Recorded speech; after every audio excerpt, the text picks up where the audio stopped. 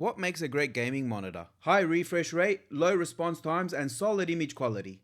But what if I told you that you don't need to spend a fortune to get all of that? The AOC Q27G2S is a 27-inch 1440p 150Hz flat panel IPS monitor that delivers smooth performance without breaking the bank. Now, this isn't a brand new product and it isn't trying to compete with high-end OLED displays by any means, but if you're looking for a solid budget-friendly monitor that balances gaming performance, productivity, and everyday usability, this might be one of the best options out there. In this video, I'll be breaking down who this monitor is best for, how it stacks up against other options, and whether it's the right fit for your setup. So if you're in the market for an affordable high refresh rate display, stick around as you might be surprised as to what this monitor can do. And if you find this video helpful, don't forget to drop a like and subscribe to help support the channel. Also, if you have any questions about the monitor, drop them in the comments and I'll do my best to answer. Since I've been using this monitor for over a year, I won't be doing a traditional unboxing, but I'll quickly go over what's included. The monitor comes securely packed with its stand, power cable and manuals, and assembly is simple as you just screw the base into the stem, which then clips into place at the back of the monitor. The stand is sturdy, and while it has a metal construction, it is covered in plastic to match the monitor's aesthetics. It also has a gap for cleaner cable management, allowing you to pass your cables through the stand neatly. The included stand lets you adjust the monitor's height, vertical and horizontal tilt angles, and the orientation. However, if you're a fan of monitor arms like I am for greater versatility and an overall cleaner floating look while freeing up desk space, the monitor is also Visa mount compatible. The AOC Q27G2S is a 27-inch 1440p QHD gaming monitor with an IPS panel, 155Hz refresh rate, and 1 millisecond moving picture response time. I'll dive a little deeper into the display further in the video, but these are the key specs you need to know up front.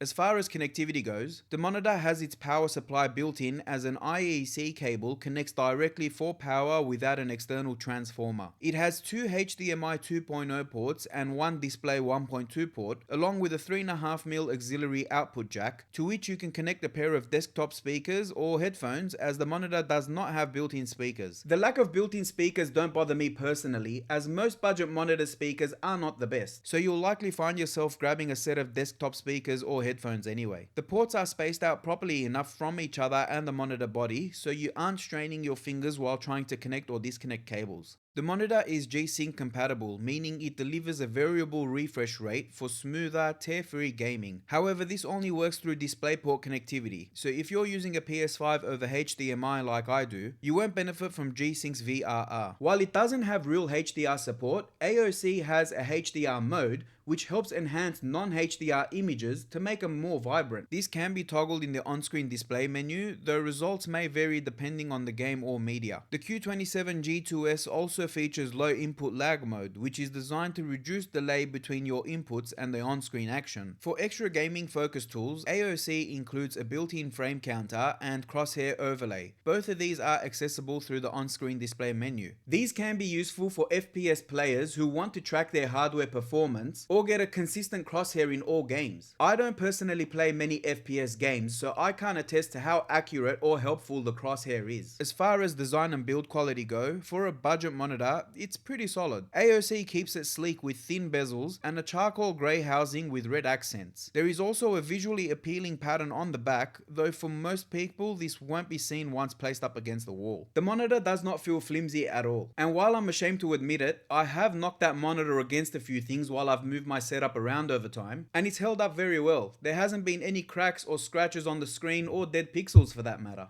The AOC Q27G2S comes with a 2560 by 1440 resolution, also referred to as 1440p or more casually as a 2K monitor. This means it sits right between 1080p and 4K, offering sharper visuals than a standard 1080p monitor. If you're upgrading from a 1080p display, you'll definitely notice the extra clarity, especially when it comes to fine details in games and text sharpness in general use. Now, I also run another channel where I play games POV style, showing my hands on the controller in the foreground with the screen as the focal point. A lot of people in the comments ask me what display I'm using because the gameplay looks so sharp and smooth on camera, and that's exactly what I want to break down in this review, as to what makes a monitor look this good and how it actually performs in real world use. One of the key points to know about this monitor is that it uses an IPS panel, which stands for in-plane switching. Compared to VA panels, which stands for vertical alignment, IPS panels are known for better color accuracy and wider viewing angles, meaning the image stays consistent when viewed from the side. VA panels, on the other hand, typically offer better contrast and deeper blacks, but can suffer from color shifting and slower response times, which may lead to motion blur in fast-paced games. Since I have a 24-inch 1080p VA panel on hand for comparison, I'll show you how the two stack up side by side. With 178-degree viewing angles, the Q27G2S ensures that colors stay accurate even when you're not sitting directly in front of the screen. This can be useful if you tend to move around a lot while gaming, or if multiple people are watching the screen at once. As for brightness, it reaches 350 nits at peak. In normal indoor lighting, it's bright enough to deliver a great experience, but in a very well lit room with a lot of natural sunlight, even with its matte panel, you might have a little bit of light reflection, which will be something to consider. The contrast ratio is 1000 to 1, which is typical for an IPS panel. VA panels generally have a much higher contrast ratio, which means they produce deeper blacks and better shadow detail. However, IPS panels trade that for more consistent color and better motion clarity. While it's not a professional grade color accurate monitor, it still delivers a strong color range that makes games look impressive and vibrant. For gaming, refresh rate and response times are a major factor. The Q27G2S supports 144Hz over HDMI 2.0 and 155Hz over DisplayPort 1.2. So for the best performance, you will want to use DisplayPort. The 1 millisecond response time helps reduce motion blur, keeping fast-paced action looking smooth. Have a look at this 24-inch VA panel side by side, and you can see just how much better the viewing angles, color accuracy, and sharpness of the 1440p monitor is compared to the 1080p VA panel. If you game in a dark room, the experience remains quite well, as the matte finish on the screen does reduce a lot of the ambient light reflections from being an issue, unless you're sat up close to a window like I am. Colors stay consistent even at night, maintaining the same vibrancy and accuracy you'd expect during the day. And as for IPS glow and backlight bleed, I can honestly say I hadn't noticed anything noticeable on this monitor. That is until I decided to review it and recorded the dark or black screens for this segment. Having seen examples of IPS glow and backlight bleed in photos online, I thought this monitor did not suffer from that, and honestly, when using it in person, I've never noticed it until I put my DJI camera up to the monitor during a dark scene and I could see the glow. That being said, IPS glow and backlight bleed is a common characteristic of IPS panels and not a defect per se. It occurs when light from the backlight slightly bleeds into darker areas of the screen, typically near the edges, but on this monitor in person it's that minimal to the point of being unnoticeable during regular use. You can see when watching brighter movies without black bars, it's practically unnoticeable. As with darker scenes, you can see it through the camera, but in person, honestly, it's not that deep. Now, I know some of you may point out that the PS5 is a 4K capable console and I'm using it with a 1440p monitor. Well, my answer to that is that I prefer to mostly game at my desk, and to reiterate the scope of this video, it's about a budget gaming monitor with a high refresh rate, low input lag, and fast response times. And quite honestly, a 4K monitor that can perform as well as this 1440p monitor is out of my budget. There is nothing wrong with gaming at 1440p, even if your console is capable to output more. That being said, another reason is that I game a lot on my PC, which has an RTX 3060 Ti GPU, which isn't capable of pushing constant 60 plus frames per second on very high graphics with every game. So I do at times find myself setting even from 1440p down to 1080p to get a good balance depending on the game I'm playing.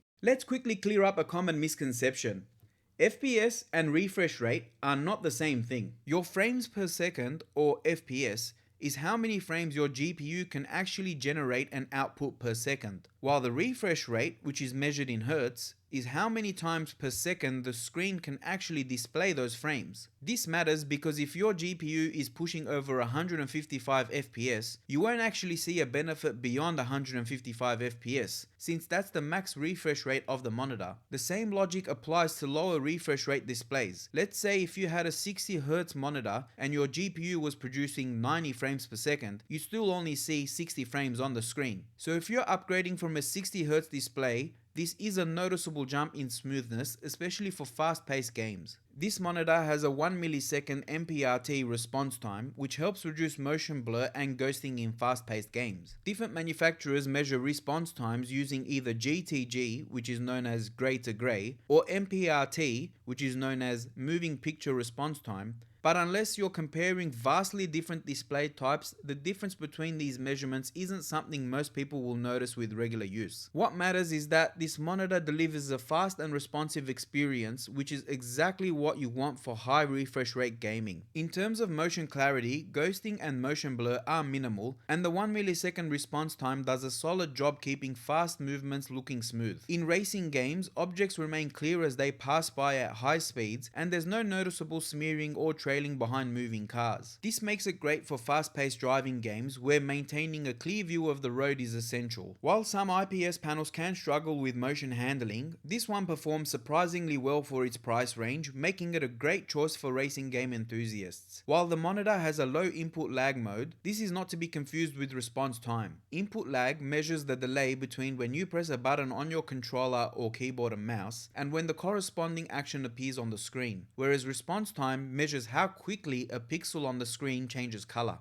The on-screen display menu layout itself is pretty straightforward, but cycling through the settings with the button controls that this monitor has isn't the most intuitive experience. A joystick-style control would have made adjustments much easier. As for settings, the OSD menu provides a different range of customization options, but it's not the easiest system out there. There are different display modes optimized for gaming, including presets for FPS and racing games, which tweak the contrast and sharpness to enhance visibility. The flicker-free mode helps to reduce eye strain through a direct current backlight system. If you game for extended periods or work long hours at your desk, this is definitely a helpful feature. Additionally, there's a low blue light mode which can be toggled through the OSD settings to help further reduce eye strain in low light environments. This would particularly benefit those who work late at night or are still trying to win that one last game. In terms of everyday use, the AOC Q27G2S holds up well across different types of games. Whether you're playing at 1440p or 1080p, the high refresh rate and low response time ensure smooth gameplay with minimal motion blur. Beyond gaming, the 27-inch 1440p display makes a big difference for productivity and multitasking. There's enough screen space to comfortably have two windows open side by side, making it easy to work between documents or browse the web while taking notes. Text clarity on this monitor is sharp and well defined thanks to the 1440p resolution on a 27-inch panel. Compared to a 1080p display of the same size, text appears crisper and less pixelated, making reading any information on the screen much easier on the eyes. The IPS panel ensures that text remains legible from different viewing angles without the slight blurriness or contrast shifts you sometimes see on VA panels. If you're upgrading from a lower resolution monitor, you'll definitely notice the improvement in reliability and overall screen sharpness. For video editing, the higher resolution and accurate color reproduction make timeless navigation smoother and more precise, while the IPS panel ensures color remains consistent across the screen. Whether you're using this for gaming, content creation, or professional tasks,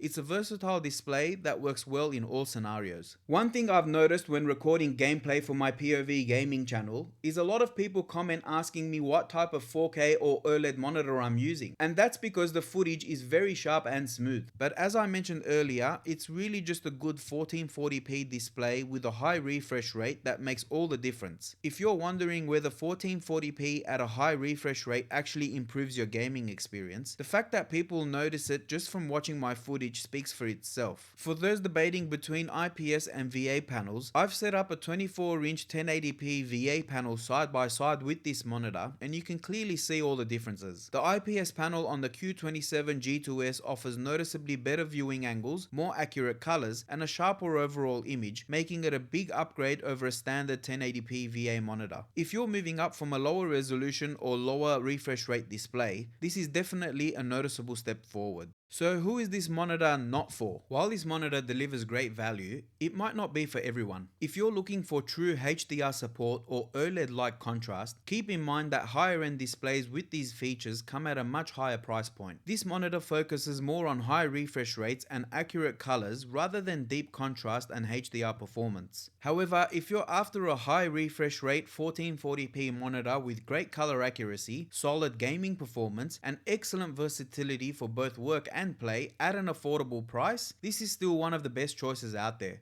And that wraps up my review of the AOC Q27G2S. If you found this video helpful, drop a like and subscribe to help support the channel. And if you have any questions about the monitor or want to share your own experience, leave a comment below and I'll do my best to answer. Thanks for watching everyone, and I'll see you in the next one.